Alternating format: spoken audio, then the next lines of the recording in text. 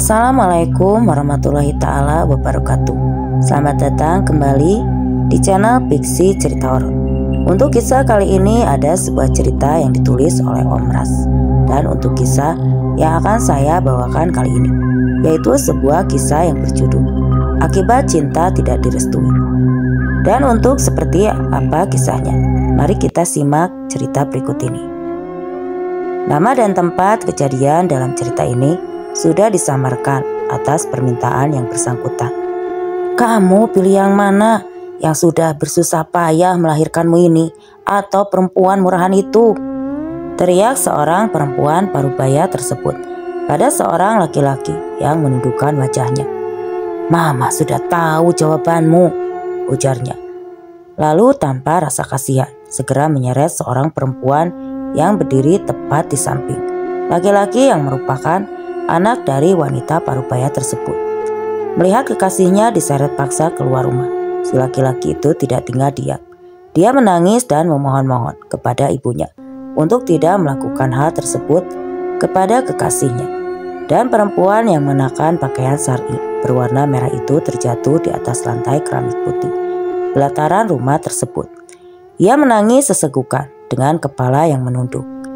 Mah, kalau Mama tidak menyukai Pida, setidaknya Mama jangan memperlakukan seperti hewan begitu, tegur seorang laki-laki yang tengah menggendong bayi kecil. Dia adalah Padli, kakak tertua dari Bobby, kekasih Pida. Kau diam, jangan ikut campur. Bagaimana aku bisa diam melihat apa yang sudah Mama lakukan pada perempuan malang itu, jawab Padli, lalu memberikan bayi yang ia gendong pada seorang perempuan. Kemudian ia berjalan ke arah meja dan membantunya untuk berdiri. Kamu tidak apa-apa? Perutmu sakit? Tanyanya pelan. Dari raut wajahnya terlihat jelas sekali ia sangat khawatir pada Pida. Sementara wanita parubaya tersebut melihat bagaimana Padli memperlakukan Pida. Wajahnya merenggut, menunjukkan rasa ketidaksukaannya. Bobby, antarkan Pida pulang. Besok biar aku yang menemanimu melamar Pida, ujar Padli. Ibunya seketika melotot mendengar perkataan anak sulungnya tersebut. Lalu dengan lantang ia berkata, jangan sekali kau berani keluar dari rumah ini, atau kalau tidak, Mama tidak akan segan-segan mengusirmu dari rumah ini, Bobby. Bobby tampak bimbang mendengar ucapan ibunya. Langkahnya terhenti. Pida yang juga mendengarnya lantas bermaksud untuk segera pergi. Namun tangannya ditahan oleh Padli. Lalu Padli menarik tangan Pida untuk mendekat ke arah ibunya. Biarkan Bobby bertanggung jawab atas perbuatannya, Mak. Dia sudah cukup umur untuk membuat keputusannya sendiri, ujar Padli tegas. Bagaimana bisa kau yakin kalau anak yang ada di dalam perutnya itu adalah darah daging Bobby? Dia itu wanita murahan. Karena hanya wanita murahan yang mau ditiduri sampai hamil oleh laki-laki. Sudah berapa banyak yang menidurimu, ha? Jangan harap aku akan merestui anakku menikah dengan wanita sepertimu. Dan anak yang kau kandung itu pun belum tentu anaknya Bobby. Jangan hanya karena Bobby yang terakhir menidurimu, lalu kau bisa menjadikannya ayah dari anak kambangmu itu. Sebutan anak yang diyakini memiliki banyak ayah atau hasil dari perbuatan ramai-ramai. Bentak si wanita parubaya itu lagi. Mah, Mama berkata seperti itu seakan-akan Mama lupa akan karma. Ingat, Mah, aku tidak mau kalau sampai anak-anakku menuai karma dari apa yang dilakukan Mama sekarang. Mama tahu, andai Abah masih hidup, beliau pasti sudah memarahi Mama habis-habisan. Wanita parubaya itu terdiam. Padli lantas menarik tangan adiknya. Ia menyuruh Bobby agar segera mengantarkan Pida pulang. Ingat apa yang selalu dikatakan Abah dulu. Sekarang pergilah, aku merestui kalian, ucap Padli. Bobby, jangan pergi. Kau mau kemana, ha? Mau jadi anak durhaka? Teriak wanita parubaya itu. Ketika Bobby dan Pida sudah berada di atas motor Next tersebut, itu merupakan hari terakhir bagi Bobby dan Pida berada di desa itu. Karena setelahnya mereka langsung pergi ke daerah lain untuk menghindari pengejaran ibunya. Bobby dan Pida akhirnya mereka menetap di sebuah desa kecil yang berada di sebuah kecamatan di Kalimantan Timur. Bobby dan Pida juga menikah di desa itu, tentunya dengan berbekal surat-surat penting dari paman Pida yang merupakan wali sahnya setelah ayahnya meninggal 7 tahun yang lalu. Mereka menjalani kehidupan sederhana dengan ekonomi yang pas-pasan. Namun kadang-kadang Padli juga mengirimkan sejumlah uang untuk mereka. Dan uang yang dikirim itulah yang digunakan oleh Pida untuk membuka warung kecil guna membantu meringankan beban suaminya. Sementara di desa tempat tinggal ibunya, wanita parubaya itu masih terus mencari Bobby dan Pida. Tidak jarang ia terus mengorek-ngorek informasi, tetapi Padli dan istrinya tentu juga merahasiakan keberadaan Bobby pada ibunya. Ia juga menasehati sang ibu agar membiarkan saja Bobby adiknya hidup bahagia bersama keluarga kecilnya. 6 bulan lebih telah berlalu. Kini anak yang dikandung Pida sudah lahir. Jangan tanya kenapa cuma 6 bulan. Karena pada saat Pida menikah, ia sudah hamil 3 bulan. Kehidupan mereka pun menjadi semakin bahagia dengan kehadiran buah hati. Banyak orang mengatakan kalau anak mereka sangat mirip sekali dengan Bobby. Walaupun perbuatan Bobby dan Pida salah, tapi Tuhan cukup adil. Dia memberikan rupa yang sangat mirip antara Bobby dan bayi itu, sehingga membuat tuduhan buruk pada Pida pun terpatahkan. Seperti hari itu, ketika Padli dan anak istrinya datang dari jauh untuk mengunjungi mereka. Padli terus mengatakan hal yang sama tentang wajah anaknya. "Putih, wajahnya mirip sekali denganmu, Bob," ujarnya berulang-ulang. "Aku tahu, bukan cuma kau yang mengatakan ini. Bila aku membawanya berjalan-jalan pagi, pasti ada saja orang yang mengatakan bahwa dia sangat mirip denganku. Ya, bagaimana tidak, toh dia memang darah dagingku," ujar Bobby.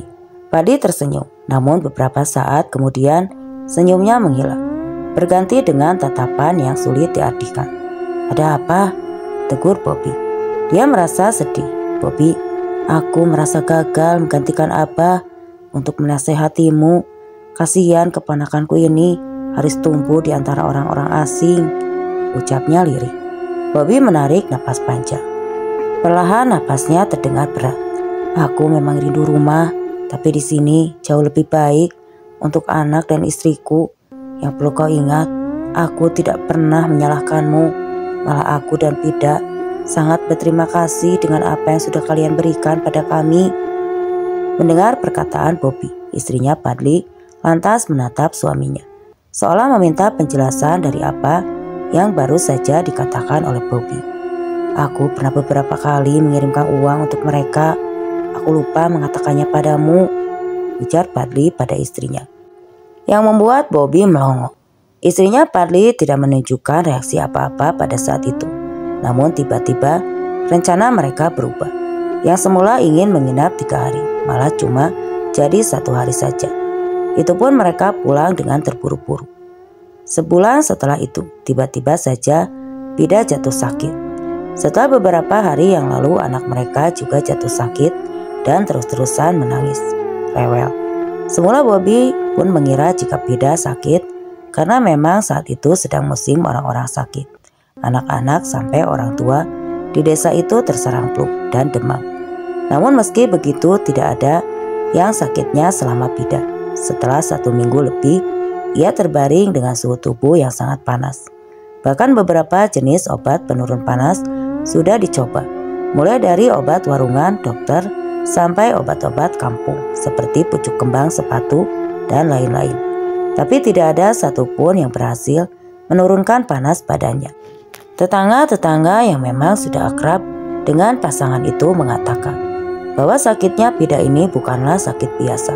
Mereka beranggapan kalau Pida sudah dibuat sakit oleh seseorang, dan mereka menyarankan agar Bobby menemui orang yang bernama Pak Samad untuk meminta tolong. "Saya tidak tahu rumah beliau. Kamu berangkat sama anak saya, biar istri dan anakmu kami yang bantu jaga."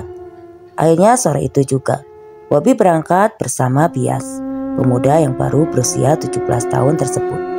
Singkat cerita, mereka akhirnya sampai di desa tempat tinggal Pak Samad. Mereka berdua disambut baik oleh lelaki berusia 55 tahun tersebut. Wujud dari ceritanya, ternyata beliau ini bukanlah penduduk asli daerah sini. Dan sama seperti Bobby, Pak Samad juga seorang perantau dari daerah lain. Saat Bobby menceritakan apa tujuannya ke rumah Pak Samad, lelaki itu tersenyum dan mengangguk. "Kau pun juga ada yang mengikutinya," ucapnya. "Maksudnya ada sosok yang tidak begitu asing aku lihat berada di dekatmu. Biasanya sosok itu suka membuat huru-hara rumah tangga." Bobby mengerutkan alisnya. Kemudian ia menatap sekeliling dengan seksama, namun tidak melihat apapun. "Saya masih tidak mengerti. Itu jin, tapi aku sendiri tidak tahu apa nama sebutan untuk mereka. Sehingga aku membuat sendiri sebutan untuknya. Sebutannya Puntilung. Mereka itu jahat, tapi meski begitu, mereka tidak akan mengacau secara acak pada setiap orang yang bila tidak ada orang yang mengutus atau menyuruhnya, barulah mereka akan beraksi.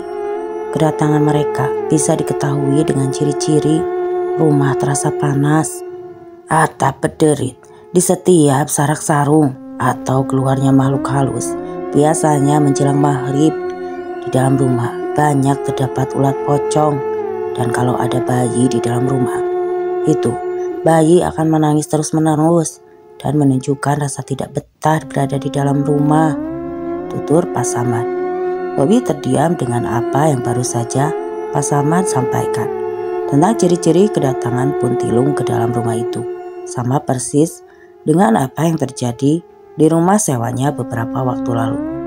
Lalu tepatnya sekitar beberapa hari setelah kedatangan Padli. "Iya Pak, semuanya sudah pernah terjadi di rumah kami." "Ya Allah, siapa ya yang tega ingin merusak rumah tangga saya?" "Ya, bisa jadi orang jauh dan bisa jadi orang dekat. Kalau pengalamanku yang sudah-sudah, Puntilung itu dikirim oleh mantan kekasih dari pihak si istri atau suami, atau bahkan keluarga mereka sendiri. Bisa dari pihak istri atau suami, tergantung. Kalau di kami ini bagaimana Pak? Siapa yang mengirimkannya?" "Kita tidak tahu bila tidak mencari tahunya. Sekarang lebih baik kita lekas ke rumahmu, karena kalau terlambat disembuhkan, akibatnya bisa fatal." Azan maghrib sudah berkumandang kala itu. Mereka bertiga baru sampai di rumah tempat tinggal Bida. Saat melihat keadaan istrinya yang tiba-tiba saja mengeluarkan keringat dan mulai berbicara, Bobby seketika tersenyum senang. Ia langsung duduk di samping istrinya, meletakkan punggung tangannya di dahi Bida untuk mengecek suhu tubuh istrinya tersebut. Kemudian senyum yang tadi mengembang seketika menghilang. Entah ia merasa demam istrinya semakin parah. "Tidak lama setelah kamu berangkat tadi, dia mulai meracau dan badan berkeringat. Sudah saya lap berkali-kali, tapi keringatnya itu masih terus keluar dan panas badannya semakin tinggi," ujar ibunya bias. Bobby menatap Pak Samad yang sedang berkeliling ruangan tersebut. "Bagaimana ini Pak? Keadaan istrimu sudah mulai parah. Saya tidak bisa mengobatinya sekarang. Saya perlu persiapan terlebih dahulu," ujar Pak Samad dengan wajah datar. "Berapa lama Pak? Saya takut istri saya kenapa-napa." "Bukannya tadi Bapak bilang kalau terlambat disembuhkan akibatnya akan fatal juga?" "Iya, memang betul. Tapi kalau sudah parah seperti ini, saya pun tidak berani urap-urap mengobatinya.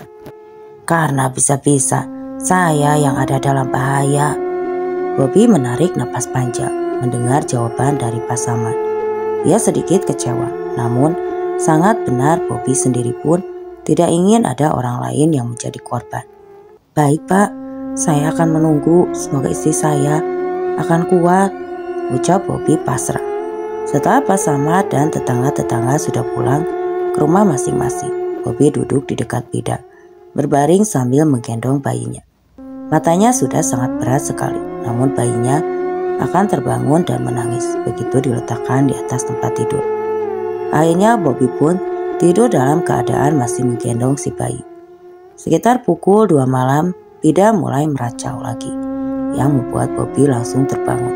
Suhu tubuh Pida masih sangat panas, dan kali ini ia menggigil seperti orang yang sedang kedinginan. Bobby bingung dengan apa yang harus dia lakukan, apalagi keadaan Boy yang saat itu yang sama sekali tidak mau dilepas dari gendongannya membuatnya frustasi. Pida tiba-tiba saja muntah, baunya sangat busuk. Wajah dan lehernya dipenuhi bekas muntahan sendiri. Ya Allah nak, ayah mohon jangan menangis. Kasihan ibumu nak. Ayah mau membersihkan ibumu dulu ya, ucap Bobby. Namun bayi itu tidak mengerti apa-apa. Ia terus menangis saat Bobby terpaksa harus ia letakkan di atas kasur. Sampai-sampai ada ibu bias masuk ke dalam rumah pun Bobby tidak sadar. Ia tahu adanya ibunya bias pun ketika mendengar suara anaknya sudah berhenti menangis saat berada di dalam gendongan wanita itu. Terima kasih bu. Ya, aku pun tidak bisa tidur karena memikirkan kalian. Makanya saat mendengar suara tangis anakmu aku langsung berlari kemari. Aku tahu kamu pasti sedang sibuk sekali harus mengurus dua sekaligus. Bobby sedikit tenang mendengar perkataan ibunya bias. Wanita itu memang baik sekali. Kau tidak berangkat kerja, Bobby? Bobby menggeleng. Aku tahu kau pasti susah meninggalkan keduanya.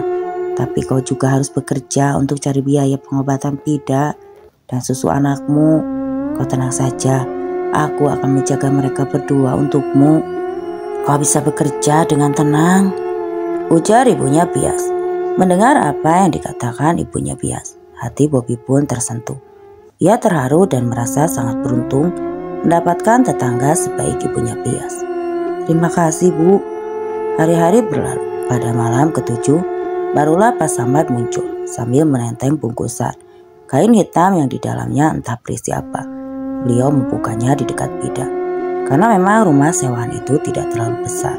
Ada bongkahan kayu hitam yang tengah-tengahnya berbentuk cekung.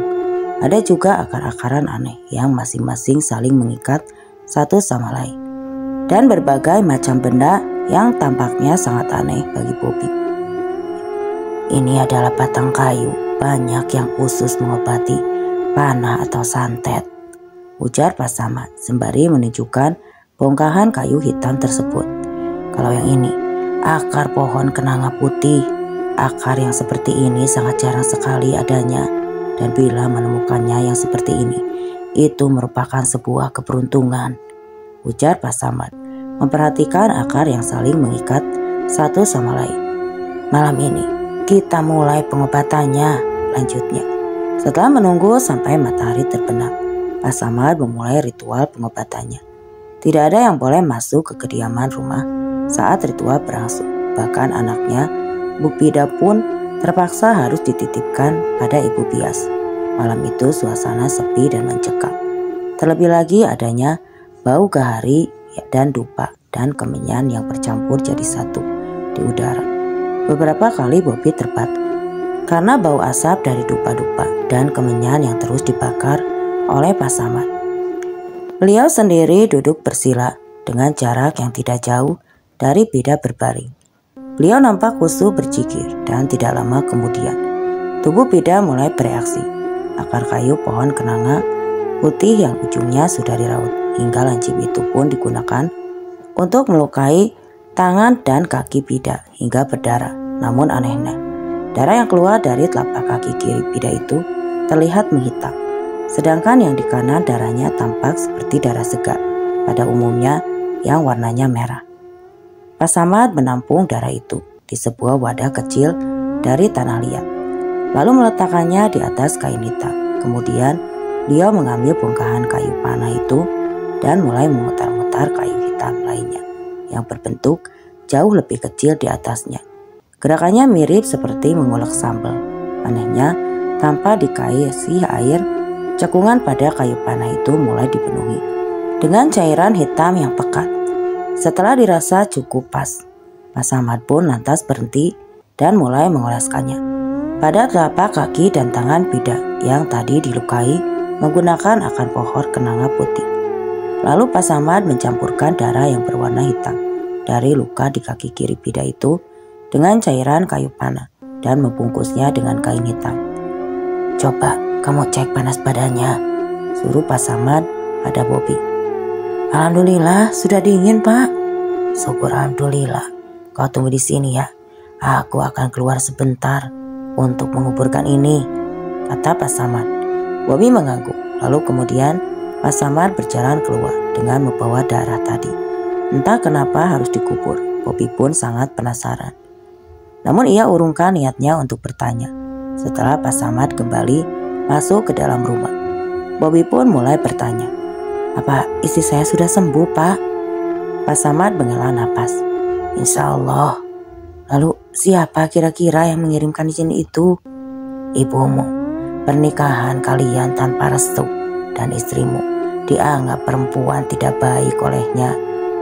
Bobi terdiam, mulutnya terbuka.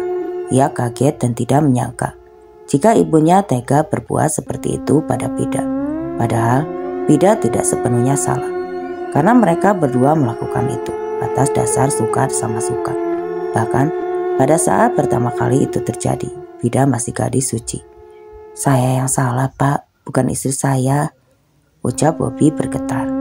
Jadikanlah ini sebuah pelajaran dan nanti kau juga harus datangi ibumu, minta maaflah dan jelaskan semuanya kepada beliau. Insya Allah dia akan mengerti. Bobi menggeleng. Saya tahu sifat ibu saya, Pak.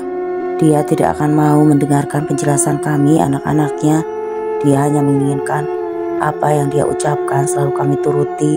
Tanpa dia sadari, kami juga ingin membuat keputusan sendiri di dalam hidup yang kami jalani, Pak. Bila sudah begitu, apakah berarti saya anak durhaka? Tidak semua anak yang membantah keinginan orang tuanya itu anak durhaka. Itu berbalik lagi dari apa yang diinginkan orang tuanya. Kalau keinginan orang tuanya itu menimbulkan kesakitan fisik atau batin pada anaknya, atau keinginan yang salah, itu harus kamu tolak demi kebaikan kamu sendiri dan ibumu selaku orang tua, ujar Pak Samad. Maka dari itu, Pak, saya tidak ingin kembali lagi ke rumah itu. Tapi jujur, Pak, di dalam hati saya sendiri, saya memang sayang pada ibu saya. Hanya saja saya tidak tahu caranya untuk membuat beliau sadar dan mau menerima istri dan anak saya. Bersabarlah dan selalu dekatkan diri pada Allah Subhanahu wa Ta'ala. Insya Allah Dia akan memberikan jalan yang terbaik untukmu dan keluargamu. Beberapa minggu kemudian, Fadli datang bersama Indah, adik dari Pida yang sebelumnya tinggal di kota lain. Gadis itu menangis memeluk kakaknya yang terbaring lemah di atas kasur tipis. Kenapa tidak dibawa ke rumah sakit, Kak? Sudah, Lek, tapi tidak ada kemajuan. Sekarang kakakmu sudah jauh lebih baik dari sebelumnya. Ya, meskipun sebagian tubuhnya masih tidak bisa digerakkan. Mama tega sekali. Aku benar-benar merasa malu atas apa yang sudah dia lakukan, Bob, ujar Fadli. Indah pun tidak bisa berkata apa-apa. Di dalam hatinya sangat menyesal keputusan kakaknya yang memilih untuk menikah dengan Bobi. Karena Pida tidak menikah dengan Bobi, semua ini pasti tidak akan terjadi. Oke teman-teman, itulah kisah akhir dari kisah ini. Semoga apa yang sudah saya sampaikan dalam kisah ini dapat dijadikan pelajaran untuk kita semua. Dan tentunya bisa menghibur. Terima kasih untuk yang baru bergabung. Wassalam.